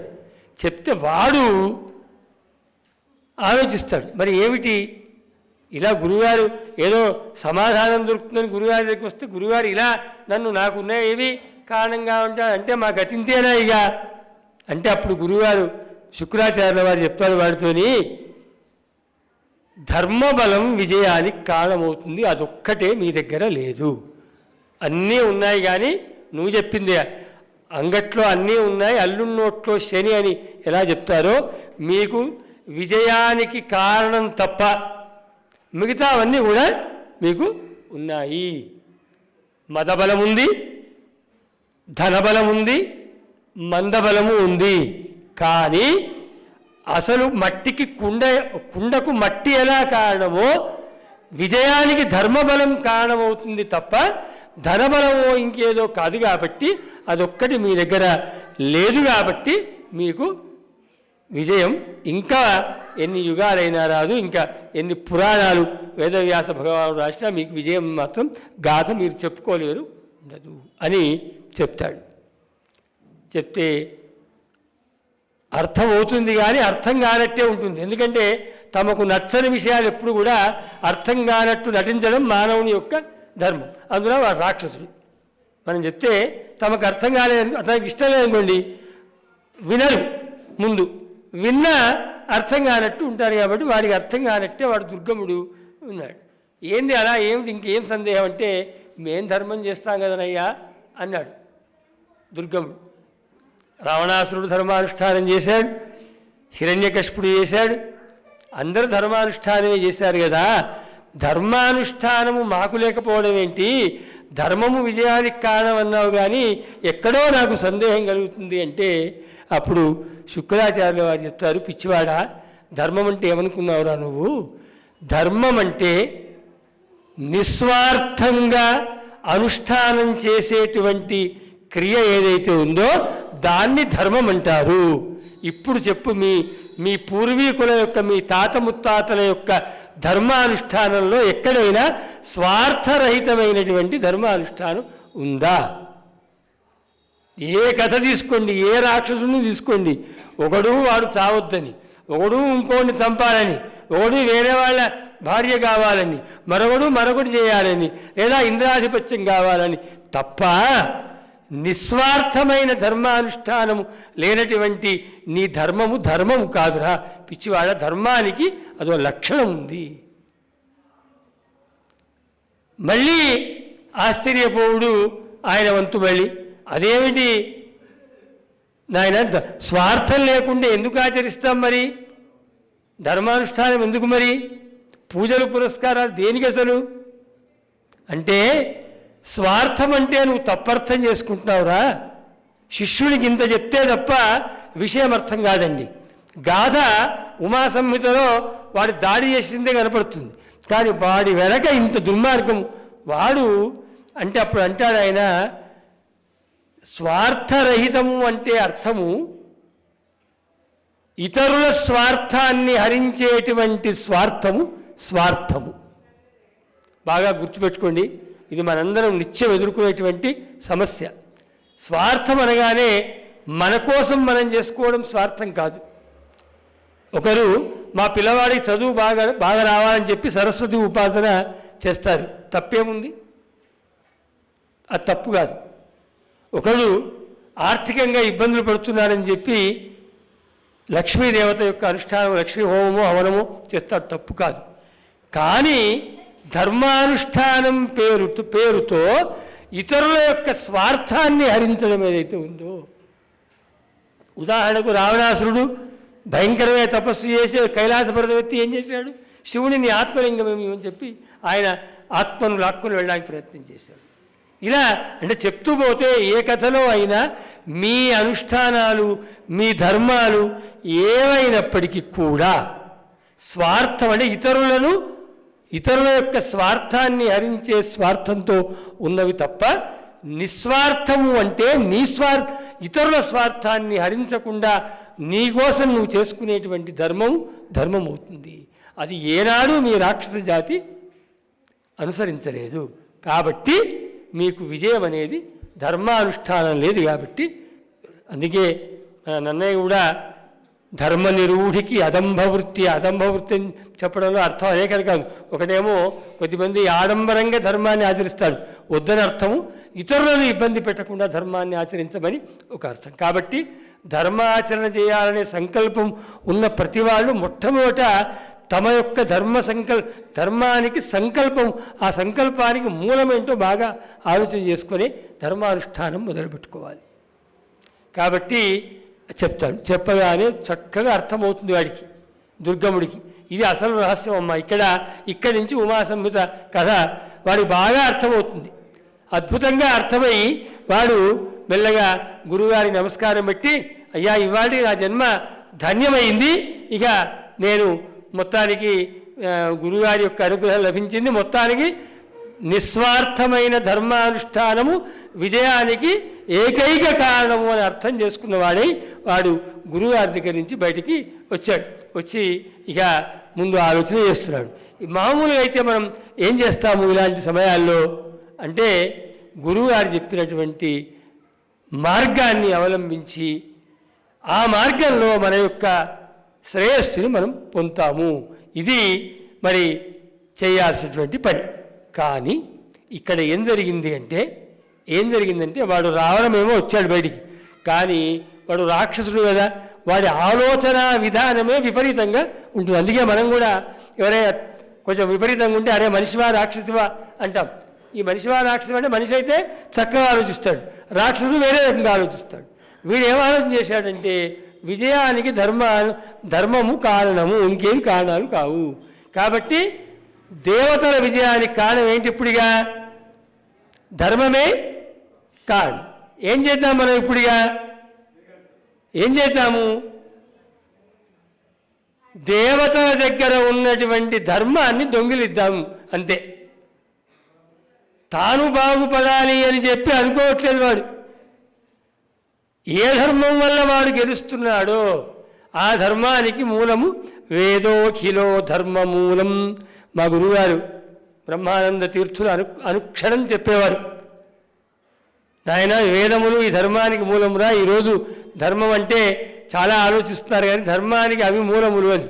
వాడు దుర్గముడు కాబట్టి వాడి ఆలోచన సరణియే వేరే రకంగా ఉంది. తాను బాగుపడడం కాదు, ఎవడి వల్ల తాను బాగుపడతానని అనుకుంటున్నాడో లేదా అసలు సంబంధమే లేకున్నా సరే వాడు బాగుపడకుండా పక్కవాడు బాగుండకుండా ఉంటే చాలు, అదే మన బాగు అని ఆలోచించేటువంటి వ్యవస్థ ఇవాళ 95% మంది మానవుల్లో ఏ స్థాయిలో ఉన్నవాడైనా ఏ వృత్తిలో ఉన్నవాడైనా ఇదే పద్ధతిలో జీవిస్తున్నాడు. కాబట్టి దుర్గముడు యొక్క అవతారాలే ఇవాళ మన కలియుగంలో కూడా అడుగున 95%, 5% ఇంకా ధర్మం బతుకుంది. కాబట్టి మా గురుగారు లాంటి మహాపురుషుల యొక్క జన్మ ఉంది కాబట్టి ఇక్కడ మరి జరుగుతుంది. కాబట్టి అలాంటి వాళ్ళంతా వస్తారు. కాబట్టి వాడు ఏం చేశాడంటే వెళ్ళి ఆ దేవతల దగ్గర ధర్మానికి మూలమైనటువంటి వేదాల్ని దొంగిలించుకొని వాడు పారిపోయాడు. ఎప్పుడైతే వేదాల్ని దొంగిలించుకొని వాడు పారిపోయాడో ఇంకేముంది? వేదములు లేవు, యజ్ఞాది అనుష్ఠానములు లేవు, యజ్ఞాత్ భవతి పర్జన్య, వర్షాదులు లేవు, పర్జన్యాద్ అన్న సంభవ, అన్నము లేదు. మొత్తం లోకములన్నీ కూడా అల్లకల్లోలములై ఆహారము లేక తిండి లేక కరువు కాటకాలతో దుర్భిక్షము ఏర్పడి నానా ఇబ్బంది కలుగుతాయి. అప్పుడు ఇంద్రాది దేవతలంతా కూడా సరాసరి ఏం చేశారంటే మహావిష్ణువుని ప్రార్థించారు. విష్ణువు పరాశక్తిని ప్రార్థన చేద్దామని చెప్పి అంతా కలిసి ఒకసారి పరాశక్తిని ప్రార్థన చేశారు. అంతా చేయగానే పరాశక్తి ఒకసారిగా వారికి ప్రత్యక్షమైన తర్వాత తన యోగ దృష్టితో జరిగిందేందో అమ్మ ఆలోచించింది. మొత్తం వాడికి దుర్గముడికి వచ్చిన ఆలోచన దగ్గర నుంచి శుక్రాచార్యుడు వారు చెప్పిన దగ్గర నుంచి ఇక్కడికి జరిగిందంతా ఒకసారి చూసి, ఓహో, ధర్మం అంతా ఇవాళ ఒక మూర్ఖుడి చేతిలోకి వెళ్ళిపోయింది. అందుకే ఎప్పుడు కూడా దుర్మార్గుల చేతిలో ధర్మము నశించకుండా మనం ధర్మస్య విజయోస్తు అని అంటూ రక్షించుకోవాలి తప్ప దాని చేయదు. అమ్మ బాధపడింది. బాధపడ్డమే కాదు, ఇంకా ఏమనుకుందంటే అశిష్యాయ నదేయం. మన వాళ్ళు మంత్రాలు ఉపదేశాలన్నీ మనం కూడా తెలుగులో చెప్పుకుంటాం. చెడ్డవాడికి ఎప్పుడు మంచి చెప్పొద్దు అంటాం చూడండి. మనం అవన్నీ పక్కన వచ్చినాయి, దుర్గముడి దగ్గర నుంచి వచ్చినాయి. వాడికి మంచి చెప్పినందువల్ల జరిగింది ఏంటంటే నష్టం జరిగింది. వాడు బాగుపడలే సరికదా, ఇతరుల యొక్క నష్టాన్ని వాడు చూశాడు. కాబట్టి మూర్ఖులకు ఏనాడు సరి అయినటువంటి మంత్రోపదేశములు కానీ లేదా ఇవి కానీ అవి వేరే మంచి విషయాలు కానీ చెప్పొద్దు. చెప్పడం ద్వారా చెడే ఎక్కువ తప్ప మంచి జరిగేది ఎక్కువ లేదు. కాబట్టి అమ్మ ఇవన్నీ దృష్టిలో పెట్టుకొని అప్పుడు అంటే ఇక కాలమంతా ఇలా ఉంటుంది అంటే పక్కవాడు బాగుండకుండా ఉంటే తమ యొక్క అదే ఔన్నత్యమని చెప్పి అనుకునేటువంటి భయంకరమైనటువంటి వ్యవస్థ మరి వస్తుంది. కాబట్టి అమ్మవారు ఒక్కసారిగా యోగ దృష్టి వచ్చి ఆ దుర్గముడు ఎక్కడున్నాడో చూసి అమ్మ ఏం చేసిందంటే ఇంతకుముందు నేను చెప్పినటువంటి తూర్పున, దక్షిణాన, పశ్చిమాన, ఉత్తరాన, ఆగ్నేయము, వాయువ్యము, నివృత్తి, ఈశాన్యము, పైన కింద ఈ దశ దిక్కుల్లో ఈ దశమహావిద్యారూపములుగా అవతరించి ఏం చేసిందంటే దుర్గముని సంహరించి వేదాల్ని రక్షించి ధర్మాన్ని రక్షించింది. ఇది దశమహావిద్యల యొక్క రెండవ గాథ. ఇక అందుకని దశమహావిద్యలు శక్తులన్నిటికీ మూలములయ్యాయి. అంతేకాదు దేవీ భాగవతంలోనే ఓ చోట అమ్మవారు స్వయంగా చెప్పింది, అమ్మ ఎందుకు గిన్నె అవతారాలు ఎత్తున్నావు నువ్వు అంటే అమ్మ నవ్వుతుంది. అరే బాబు, నా అవతారాలు నా కోసం ఆరా, నా కోసం కాదు, వేద సంరక్షణం కార్యం అవతారై అనేకశః అంటారు అమ్మవారు. నా అన్ని అవతారాలు వేద రక్షణకే. ఏం వేదమేం గొప్పది అంటే వేదమే గొప్పది. ఎందుకంటే వేదోఖిలో ధర్మమూలం, అదే ధర్మం. అమ్మ దుర్గముని సంహరించి మళ్ళీ వేదముల్ని ధర్మాన్ని రక్షించి అక్కడ అప్పచెప్పింది. ఇవాళ మనం ఎన్ని మాట్లాడుతున్నా ఈ సూత్రము వదిలేయొద్దు. దండలో ఉన్నటువంటి దారాన్ని వదిలేస్తే దండం యొక్క పుష్పాలు ఎలా చిందరవందర అవుతాయో మన యొక్క జీవితాల్లో దారం లాంటి ధర్మాన్ని కనుక వదిలేస్తే మన జీవితాలు చిందరవందర అవుతాయి అని చెప్పడానికి ఈ దశమహావిద్యల గాథల కన్నా ఇంకేమీ లేవు. అత్యంత విస్తృతంగా ఉంది. ఒకటి సమయం, రెండవది శ్లోకాలు చాలా ఉన్నాయి.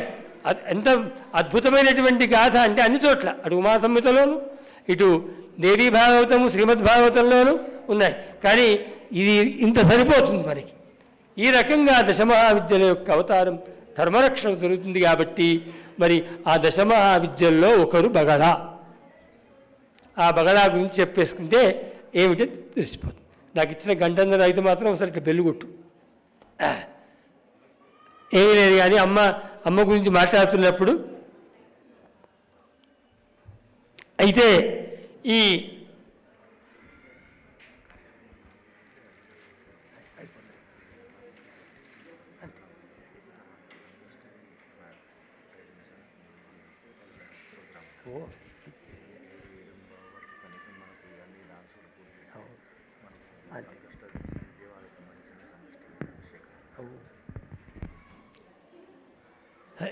ఎందుకంటే నేను కథలా చెప్తున్నాను, నాకు మధ్యలో శ్లోకాలు చూడాలనిపిస్తుంది. కానీ ఎందుకో అటు చూస్తే ఇది ఇంక కొంచెం అని చెప్పేస్తాను. ఏమీ లేదండి. ఇక ఇది ఇవాళ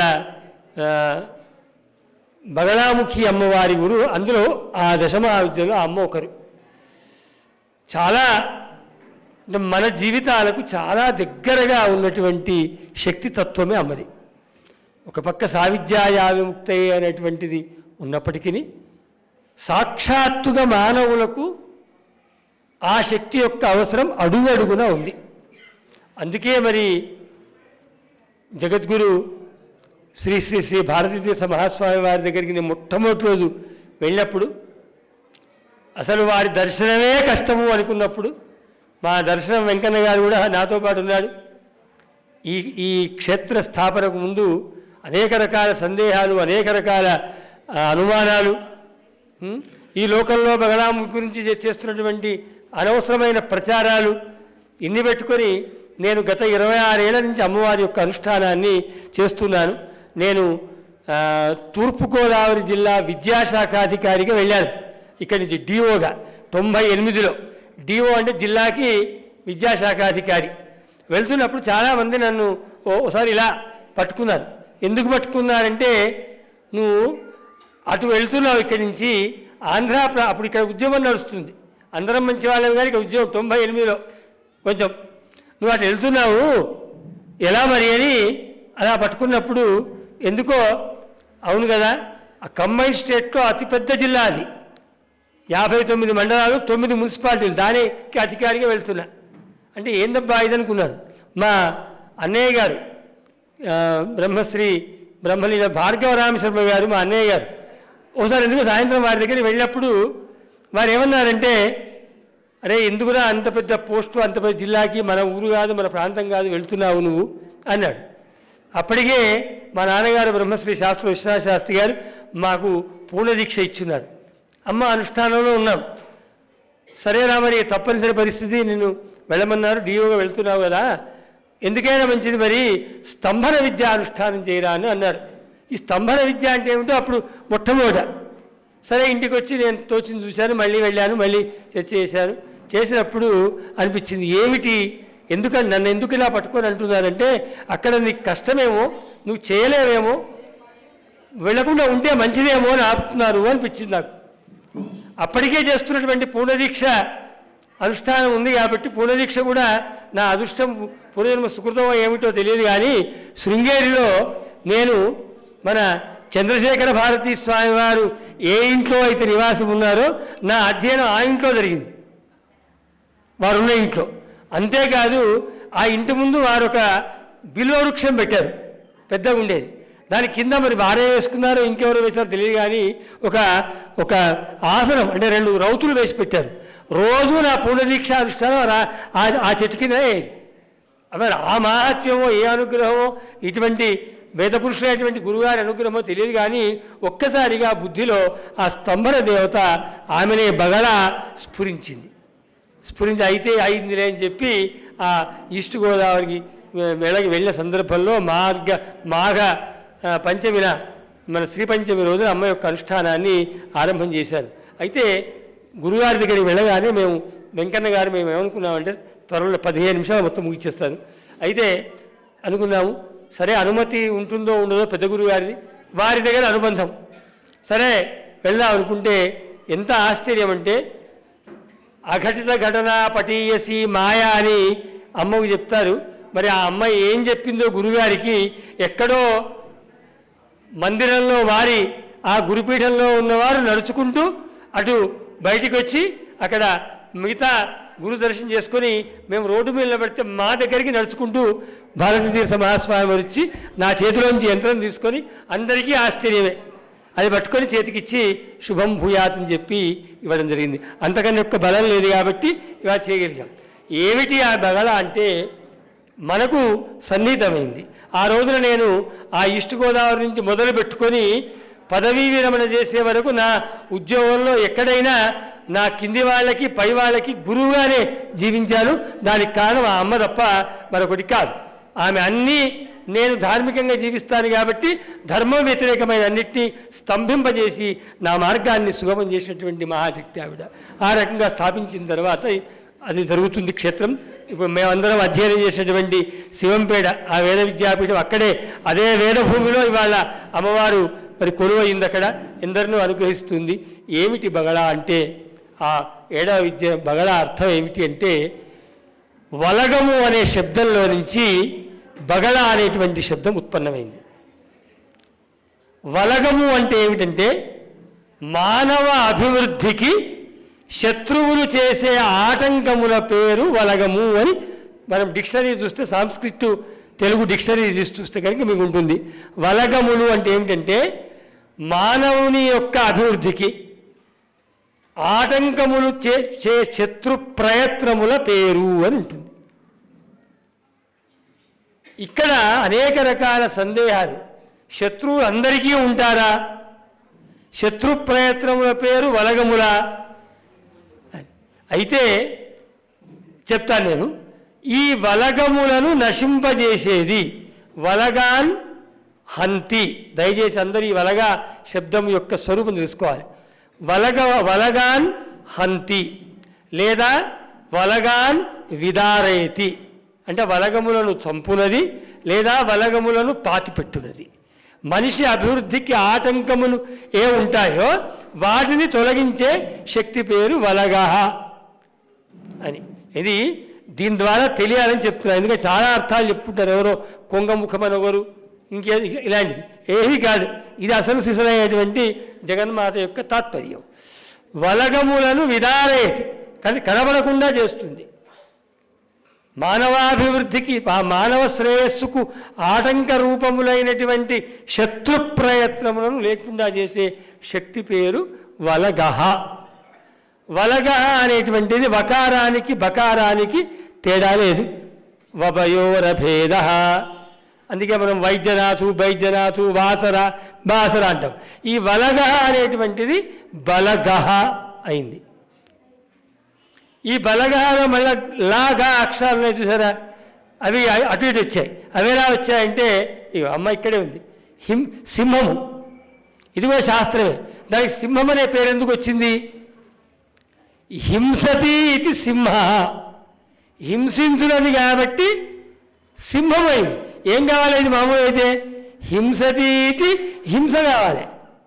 దాని పేరు అక్షరాలు ఏమైనాయి? అటు ఇటు మారే వర్ణ వ్యత్యయము అంటారు.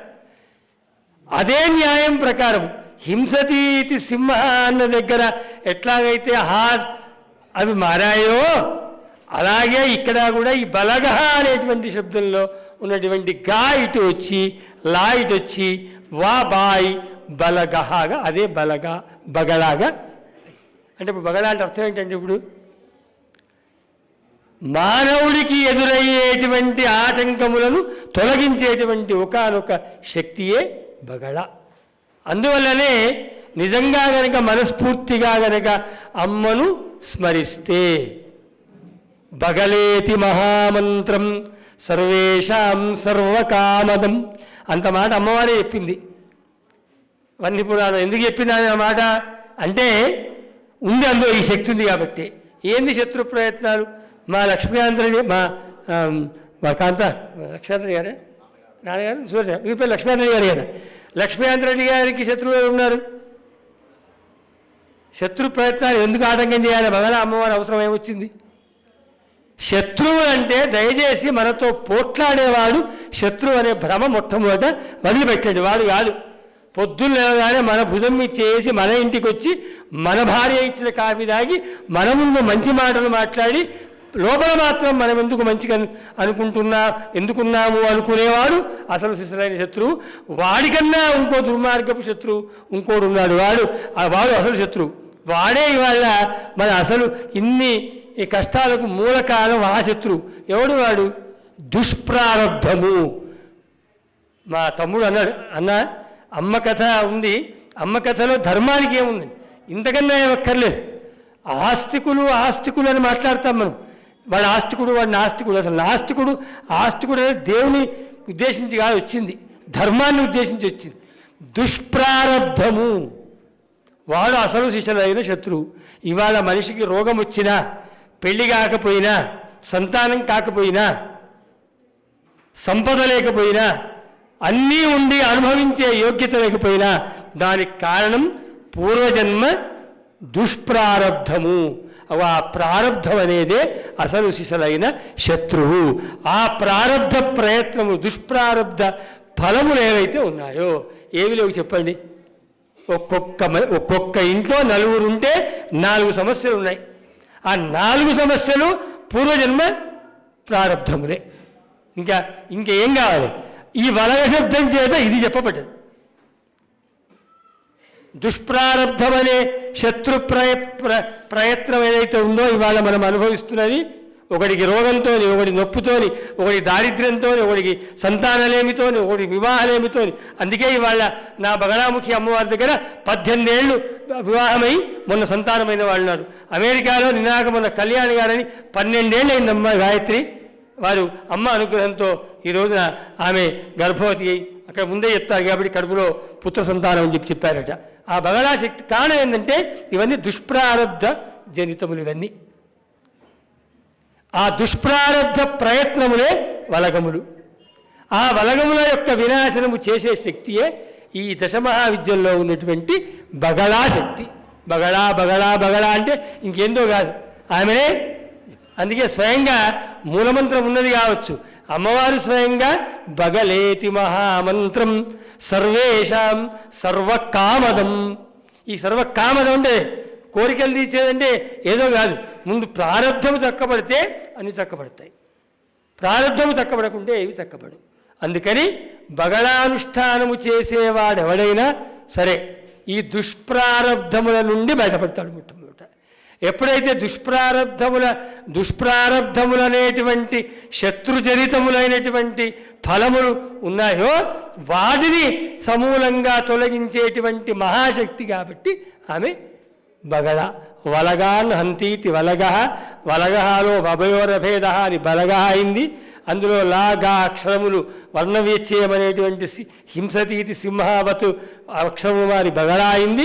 అవి ఆమెనే మనకు కనపడుతున్నటువంటి దశమహావిద్యాంతర్గతమైనటువంటి బగళా శక్తి. ఇప్పుడు మానవుల్లో ఈ కలియుగంలో ఈ రోజుల్లో మనకు ఆ శక్తి యొక్క అవసరం ఎంతమందికి ఉంది, ఎంతమందికి లేదు ఒక్కసారి చేతులు ఎత్తండి.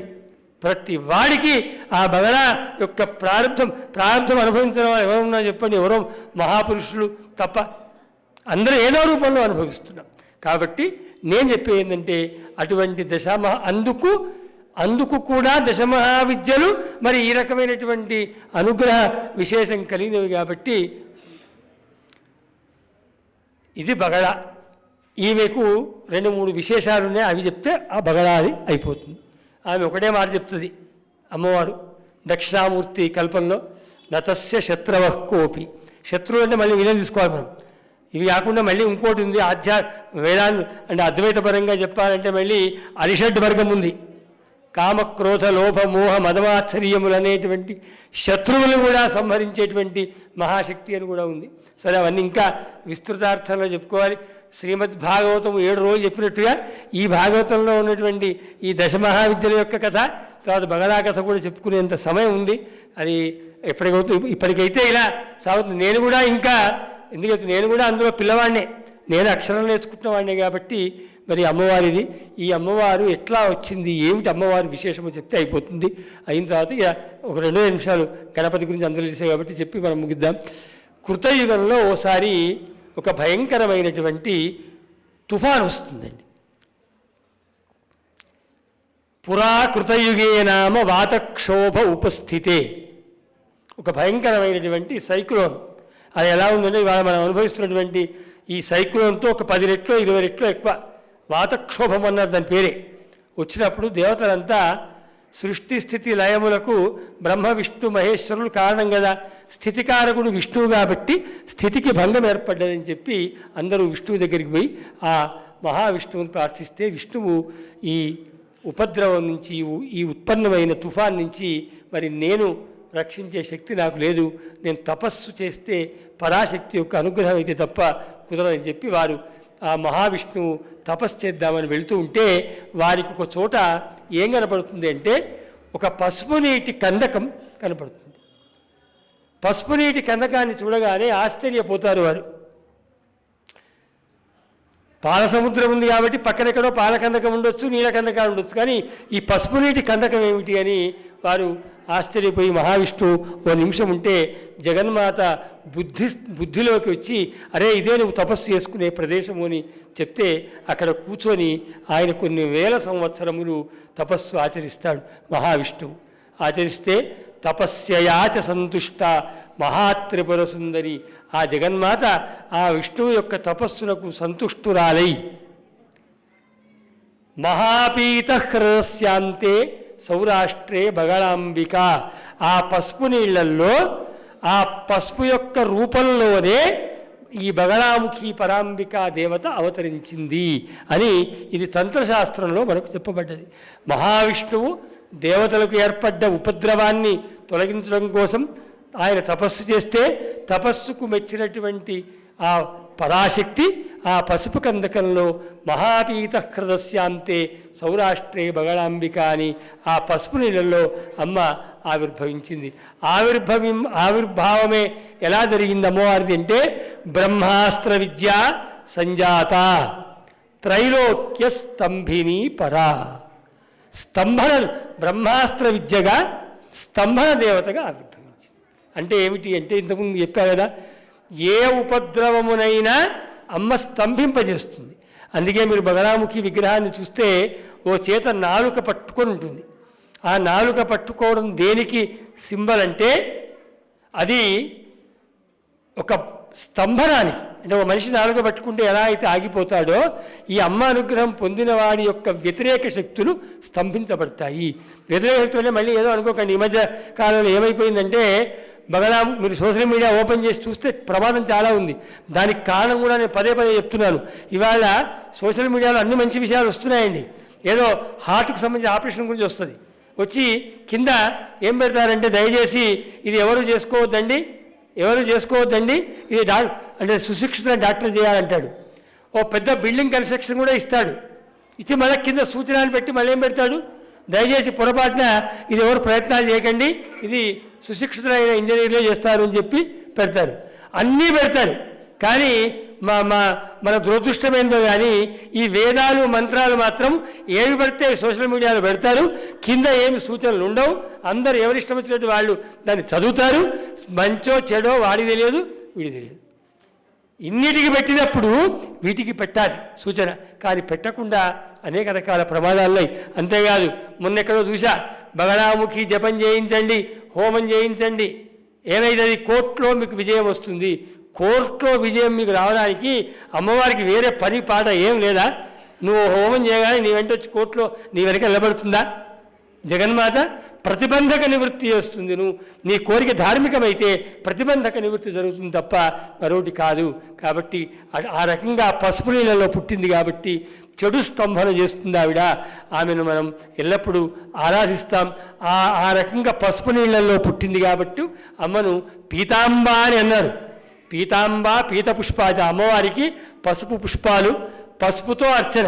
మిగతా అందరు అమ్మవార్ల కుంకుమార్చన, ఒక్క పీతాంబ ఈ బగళాముఖి అమ్మవారికి మాత్రము అద్భుతంగా మరి పసుపుతో అర్చన, పసుపు వస్త్రములు, పసుపు కొమ్ములతో హోమము, ఇవి సాంప్రదాయిక విధానాలుగా వచ్చాయి. ఈ రకమైనటువంటి జగన్మాత యొక్క చరిత్రను అన్న సమయం ఉన్నంతలో చెప్పుకొని మనం తెలుసుకున్నాం. కాబట్టి ఆ బగళాముఖి అమ్మవారి చరిత్ర తత్ మూలభూతమైనటువంటి దశమహావిద్యల యొక్క ఈ విషయాల్ని సంక్షిప్తంగానైనా తెలుసుకొని తరించినటువంటి ఇక్కడ కూర్చున్న భక్తజనులు, అదేవిధంగా ఈ దర్శనం మాధ్యమం ద్వారా మరియు ఇతర మాధ్యమాల ద్వారా చూస్తున్నటువంటి భక్తులంతా కూడా ఆ బగళాముఖి పరిపూర్ణ అనుగ్రహంతో అన్ని ప్రతిబంధకాలను స్తంభింపజేసుకొని తమ మార్గాన్ని సుగమం చేసుకోవాలని చెప్తూ బగళాముఖి దాన్ని ముగిస్తున్నాను.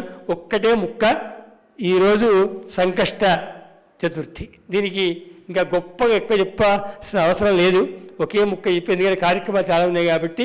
సర్వంచైవ గణాధిపాత్, అన్నీ గణపతితో వస్తాయట. అన్నీ ఎందుకు వస్తాయండి? పైసలు అమ్మవారు లక్ష్మిస్తుంది, చదువు శారదిస్తుంది కదా.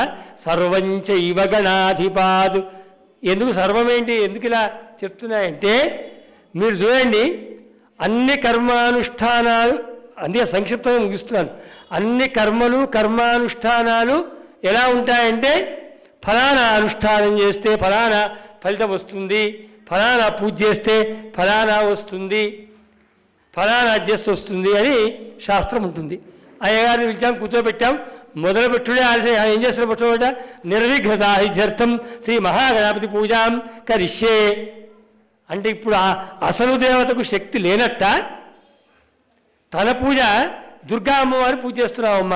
చిన్న ఎగ్జాంపుల్, దుర్గా అమ్మవారికి తన పూజలో విఘ్నాలు వస్తే ఆపుకునే శక్తి లేదా ఆమెకు? అని అయ్యగారిని వినాయక పూజ వద్దని చెప్పండి చూద్దాం, అవుతారేమో. ఎట్టి పరిస్థితుల్లో ఏ పూజ చేయండి, ఏ అనుష్ఠానం చేయండి, అనుష్ఠానం అనే పరిపూర్ణత్వం ఎప్పుడు వస్తుందంటే మహాగణపతి పూజ చేసి, అంతేకాదు ఇంకా విచిత్రమైన విషయం తెలుసా మీకు, ఆ పూజ అంతా అయ్యాక మీ చేతిలో మళ్ళీ నీళ్లు వదులుతాడు బ్రాహ్మణుడు. ఏమని అంటే అనేనా శ్రీ మహాగణపతి పూజనేన భగవాన్ సర్వాత్మక శ్రీ మహాగణపతి ప్రీయతాం అని ప్రీత ఉత్తరే కర్మణి అవిఘ్నమస్తు అట.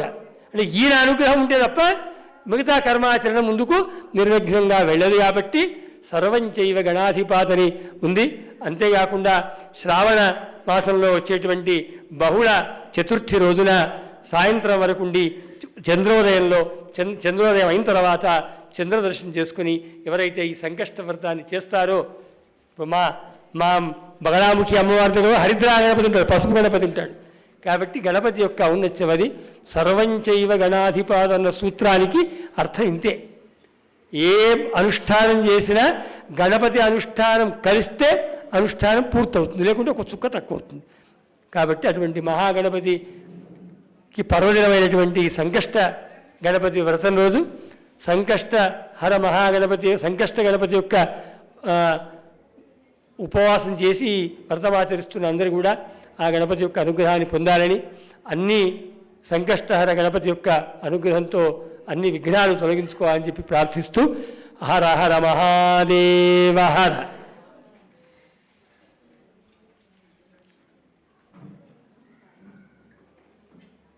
బాలకృష్ణ భగవానికి జై. బ్రహ్మశ్రీ శాస్త్రుల వెంకటేశ్వర గారికి పిలవగానే వచ్చి బగలాముఖి యొక్క, ఎందుకంటే బగలాముఖి యొక్క వైశిష్ట్యము చాలా గొప్పనైనటువంటిది. మనమందరం కూడా ఆ శివంపేట గ్రామానికి వెళ్ళి ఆ దేవాలయాన్ని అమ్మవారిని దర్శించుకోవాల్సినటువంటి యొక్క స్థలం అటువంటిది. అతి తక్కువ కాలం, ఎందుకంటే ఉపాసనాపరులు లోకోద్ధరణకై ఉపాసించి దాన్ని జనాలకు అంటే యోగ్యమైనటువంటి యొక్క ప్రజలకు వారందరికీ క్షేమాన్ని చేకూర్చడానికి ఇటువంటి మహాసంకల్పాలు చేస్తారు. అలా మా అన్నయ్య గారు కూడా అమ్మవారి తనే ఉపాసిస్తూ తనొక్కరే అనుభవించకుండా అందరికీ యొక్క ఫలాన్ని అనుభవించాలి అనేటువంటి ఉద్దేశంతో ఆ బగలాముఖి పీఠాన్ని స్థాపించారు. అది కూడా ఏంటంటే ఒక 30 సంవత్సరాలు 40 సంవత్సరాలు వేద మాత అక్కడ వెలిసినటువంటి ఆ స్థలంలో ఇప్పుడు బగలాముఖి అమ్మవారు ప్రతిష్ఠింపబడింది. అందరూ దర్శించుకోవాల్సినటువంటిది. చాలా సమయం ఇద్దాం అనుకున్నాం, కానీ ఎందుకో అనుకోకుండా చాలా అంటే గణపతి సంకష్టి చతుర్థి ఆయనను విడిచిపెట్టమని చెప్పుకున్నందుకు అయిందా తెలియదు, కానీ కొంచెం సమయం ఆలస్యంగా ప్రారంభమైంది. అయినా కానీ మాపై ఉన్నటువంటి యొక్క ప్రేమ చేత సంక్షిప్తంగా చెప్పారు. వారికి సరైనటువంటి సమయాన్ని వెచ్చించలేకపోయాం, క్షమించమని ప్రార్థిస్తూ మేమందరం కూడా వారు సంకల్పం చేసి విశ్వనాథ శాస్త్రి వారి నాన్నగారైన విశ్వనాథ శాస్త్రి గారు ప్రారంభించినటువంటి యొక్క పాఠశాల వారు సిద్ధి పొందిన తర్వాత కూడా నేను కూడా ప్రారంభించాలి, దాన్ని నాన్నగారు చేసినటువంటి యొక్క దాన్ని ముందుకు తీసుకెళ్లాలనేటువంటి వారి సంకల్పం చేయడం వల్ల నేను వేదాధ్యయనం చేశాను. లేకుంటే నేను వేదాధ్యయనం చేయకపోయేవాడిని.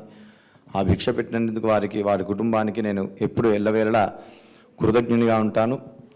తర్వాత ఈరోజు ఈ షష్ఠబ్ది పూర్తి మహోత్సవాన్ని పురస్కరించుకొని జరుగుతున్నటువంటి మహాభాగవత సప్తాహంలో భాగంగా ప్రతిరోజు ఒక విశిష్టమైనటువంటి పండితులకు సన్మానం చేస్తున్నాము. ఈరోజు బగలాముఖి యొక్క వైశిష్ట్యాన్ని వినాలని చెప్పి బ్రహ్మశ్రీ శాస్త్రుల వెంకటేశ్వర గారిని ఆహ్వానించాము.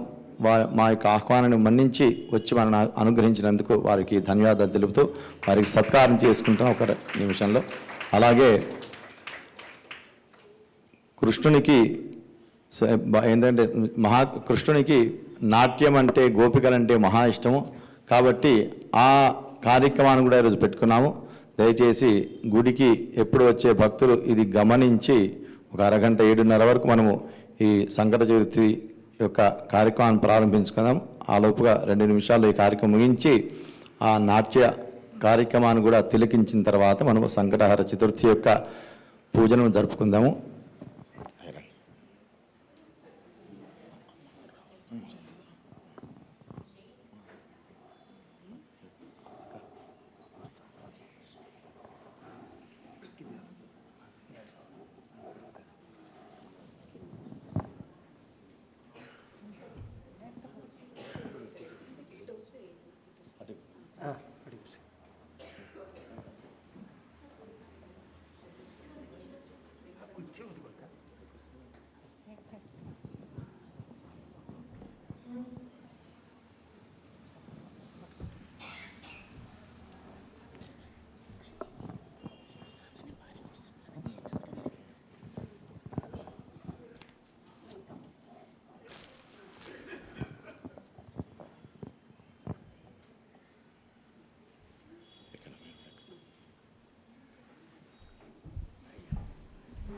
ఓం నమో బ్రహ్మణ్యదేవాయ గోబ్రాహ్మణహితాయ చ జగద్ధితాయ కృష్ణాయ గోవిందాయ నమో నమః. ఆదివ్యాధిహరం నృణాం మృత్యుదారిద్ర్యనాశనం శ్రీపుష్టికీర్తిదం వందే విప్రశ్రీపాదపంకజం.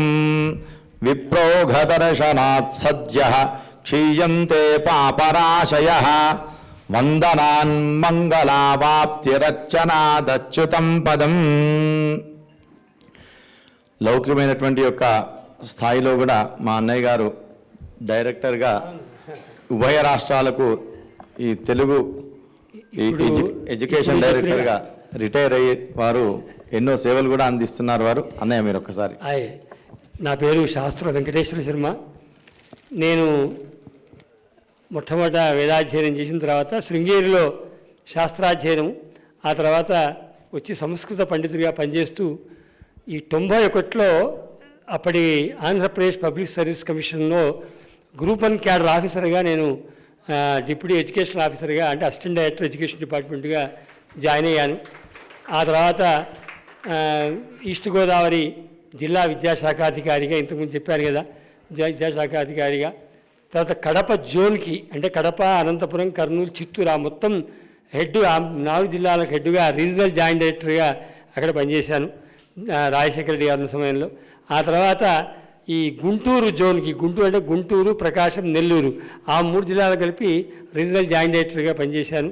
ఆ తర్వాత విద్యాశాఖలో అనేక డిపార్ట్మెంట్లు అంటే ఈ లైబ్రరీస్, మనం ఎంత బహుశా పబ్లిక్ లైబ్రరీస్ ఉన్నాయి కదా, దాని డైరెక్టర్గా, తర్వాత ఓపెన్ స్కూల్స్ డైరెక్టర్గా, తర్వాత టెక్స్ట్ బుక్స్ డైరెక్టర్గా, తర్వాత అందరికీ సుప్రసిద్ధమైన రెసిడెన్షియల్ స్కూల్స్కి సెక్రటరీగా ఈ చేస్తూ చివరిలో 2021లో నేను సెక్రటరీ రెసిడెన్షియల్ స్కూల్స్, తర్వాత గవర్నమెంట్ టెక్స్ట్ బుక్స్ డైరెక్టర్గా పనిచేస్తూ పదవీ విరమణ చేశాను.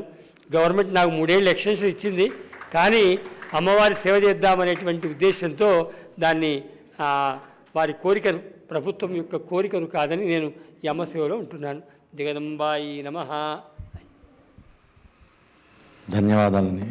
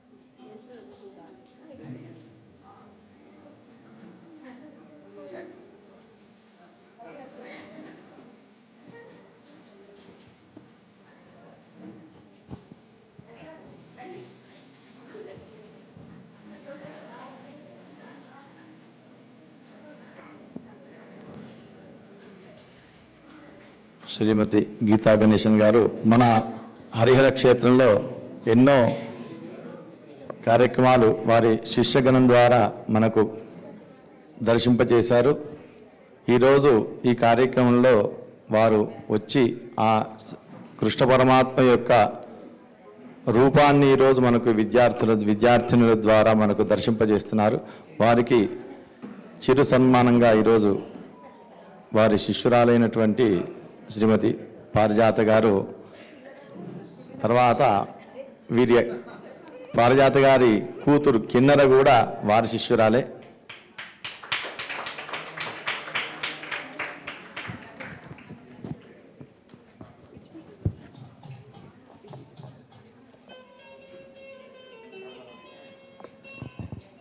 అందరూ గట్టిగా చప్పట్లు.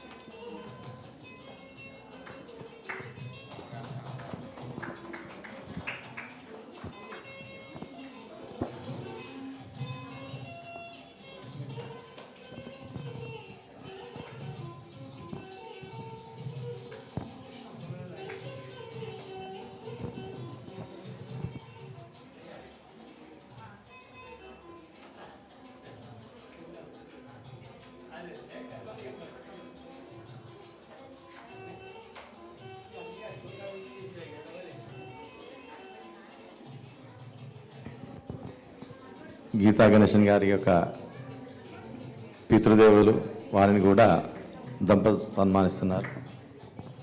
నాన్నగారు అంటే ఇక్కడ ఉన్న వాళ్ళందరిలో I think he's the oldest, is 90+.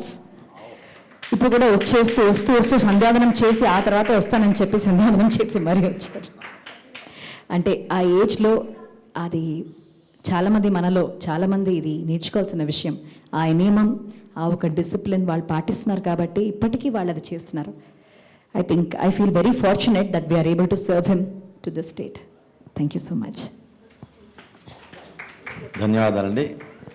దయచేసి అందరూ కూడా అక్కడ ముందు స్టేజ్ అంతా ఖాళీ చేసి ఇటువైపు వచ్చి అటు దర్శించేట్టుగా కూర్చోండి. దయచేసి అందరూ కూడా అటు తిరిగి కూర్చోండి.